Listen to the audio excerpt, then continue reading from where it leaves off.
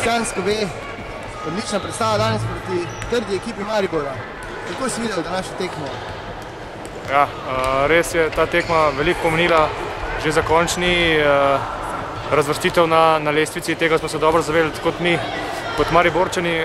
Mariborčani so v dobri formi, ampak mislim, da smo mi tudi. Imeli so kar dosti samozavesti. Jaz mislim, da so oni prišli sam zmagati.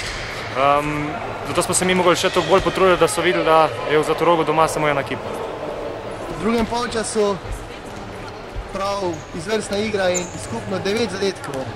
Kako si zadovoljen s svojo prikazano igro danes? Svojo igro sem zadovoljen, meni je glavno, da je zmagala naša ekipa. Vsakič se odpre enemu, vsakič ima en dober dan. Dan sem bil to mogoče jaz, naslednjič pa bo drug. Medtem ko so ostale ekipe imele danes prosto, nas že v soboto čaka polfinalna tekma Pokala Slovenije v Treh Lilijah v Laškem, kar pomeni, da bo potrebna hitra regeneracija in praktično nič počitka. Ja, jaz mislim, da ima Matke zmeri dober občutek, da nas je dobro spočil in hkrati dobro pripravil. Jaz pa mislim, da je tole mogoče bila tekma za uigravanje, da se dobro pripravimo na Koper.